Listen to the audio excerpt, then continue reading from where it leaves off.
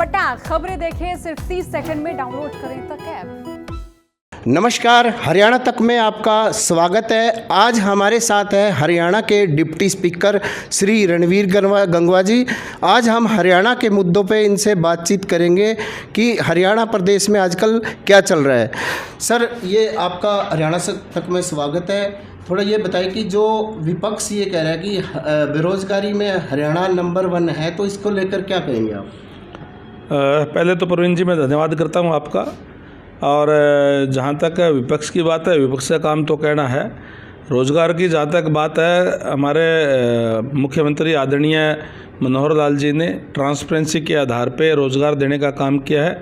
युवाओं में एक विश्वास कायम करने का काम किया है, क्योंकि अब से पहले तक, इस सरकार से पहले तक जो भी नौकरियां थी वो या तो पॉलिटिकल सिफारिश से या फिर पैसे से मिलती थी।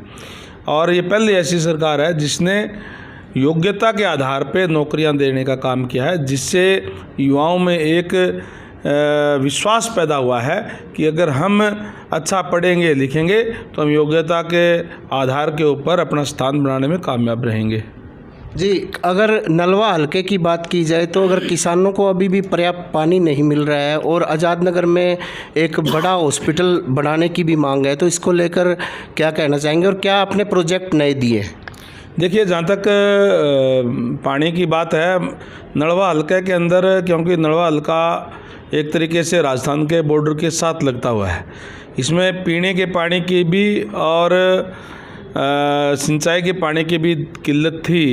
पीने के पानी की जहाँ तक बात है, हमने अभी आज़ाद नगर के अंदर 10.5 लाख रुपए का वाटर टैंक के लिए मंजूर करवा करके उसको शुरू करवाने का काम किया है।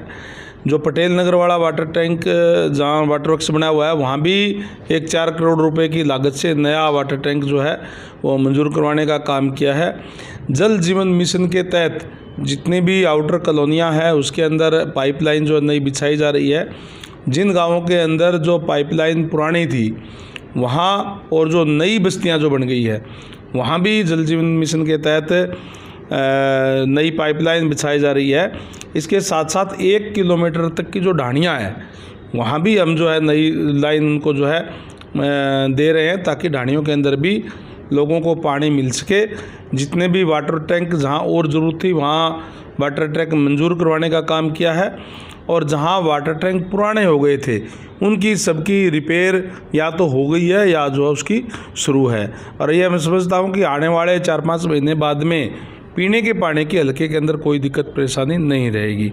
जहाँ तक सिंचाई की पानी की बात है, सिंचाई की पानी के लिए हमारा प्रयास ये है, जितना हमारे पास पानी है वो समान उसका बंटवारा हो और वो टेल तक जाए, और इसमें हम काफ़ी हद तक कामयाब भी हुए हैं।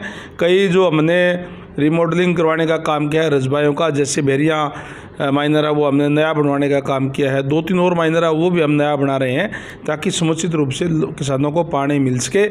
इसके साथ साथ अभी न्यू सिवानी फीडर जो है वो जब बन जाएगी, वो में आने वाले 3-4 महीने के अंदर बन जाएगी, उसके बाद में रेनी सीजन में हमें काफ़ी रिलीफ मिलेगा। उस टाइम पे हमारे यहाँ 2-2 बारी पानी भी जो है लग पाएगा। हमारा पूरा प्रयास है कि ज़्यादा से ज़्यादा पानी हमारे यहाँ आए और लोगों को मिले। जी, अगर किसानों की बात की जाए तो एमएसपी पर उन्होंने कहा कि वो नहीं बनी है, कमेटी भी नहीं बनी है। इसको लेकर उन्होंने 31 तारीख को सरकार के खिलाफ पुतले फूंकने का भी ऐलान किया, तो क्या कहना चाहेंगे? माननीय हमारी जो कमेटी है किसानों की, उनकी बातचीत सेंट्रल गवर्नमेंट से हो गई थी पहले भी, और इस बात की सहमति बनी थी। माननीय हमारे प्रधानमंत्री जी ने जो भी बात कह दी उस पे बात पे विश्वास होना ही चाहिए, और निश्चित तौर पर जो वायदा हमारी गवर्नमेंट ने की है उसको पूरा करने का भी काम करेंगे।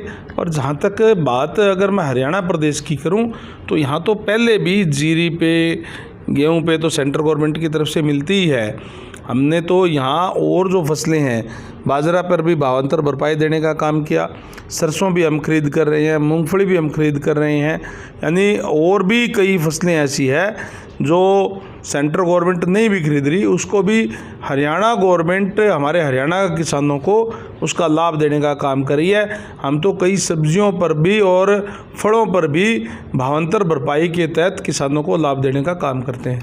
सर, अभी विपक्ष भी एक आरोप लगा रहा है कि जैसे अभी पुलिस भर्ती का मामला आया है, बिना पर्ची बिना खर्ची इस तरह का नहीं आया, और भी पेपर लीक के मामले, तो इसको लेकर क्या कहेंगे? पहली ऐसी सरकार है जिसने अपने आप संज्ञान लेकर के कहीं भी अगर कोई भर्ती के अंदर कोई गड़बड़ी की आशंका हुई, वहीं खुद जांच करवाने का काम किया। जो कोई उसके अंदर पेपर लीक के अंदर जो कोई मामले में शामिल थे, उनको अंदर करवाने का काम किया।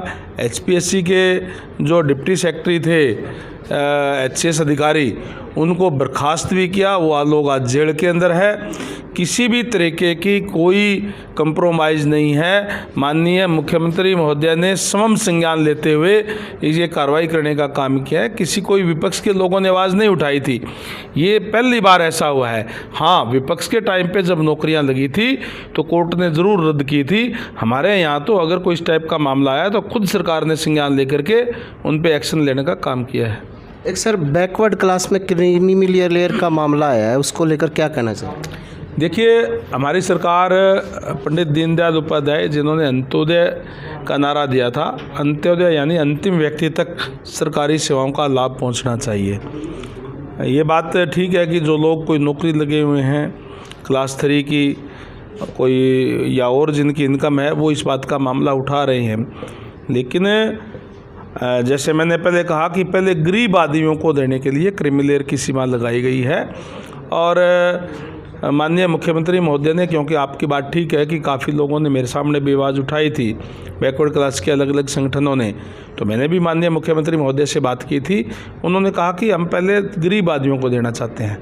जिस दिन भी एक भी सीट अगर कोई खाली रहेगी कि भाई इस इनकम तक के ग्रुप के लोगों में कोई योग्यता इतनी नहीं है या इससे कम है, तो खाली रहेगी, तो उसी दिन उसको हम इसकी सीमा को बढ़ाने का काम करेंगे। हम चाहते हैं कि पहले गरीब लोगों को मिले। एक आज जो लोग मेरे से भी मिलते हैं, वो कहते हैं कि जो आज तो क्लास 3 का कोई क्लर्क लगा हुआ है, उसकी भी 6 लाख से ऊपर है, तो उसके बच्चे भी क्रीमी लेयर से जो बाहर हो जाते हैं। मैं ये कहता हूँ कि जो एक बारी क्लर्क लग गया, जो बैकवर्ड का लाभ लेकर के, अब और कोई भट्टे पे मजदूरी का काम करता है, कोई चेजी का काम करता है, कोई और कहीं, पहले उसके बच्चे को मिल जाए, तो इसमें तो मेरे ख्याल से किसी को ऐतराज़ नहीं होना चाहिए। तो ये तो सरकार जो है और ज़्यादा पहले गरीब लोगों का उत्थान के लिए कार्य कर रही है। इसीलिए जिन लोगों की इनकम ज़्यादा है वो इस बात का मुद्दा उठाने का काम कर रहे हैं। जी, हमारे साथ थे डिप्टी स्पीकर। उन्होंने यही बताया कि जो हमारी भाजपा सरकार है, आम जन तक पहुंचाने का काम कर रही है और उनके विकास कार्यों में काफ़ी योगदान दे रही है, और ख़ासकर नलवा हलका में किसानों को लिए हर तरह की सुविधाएं प्रदान करने के लिए वो लगे हुए हैं। प्रवीण कुमार, हरियाणा तक, हिसार।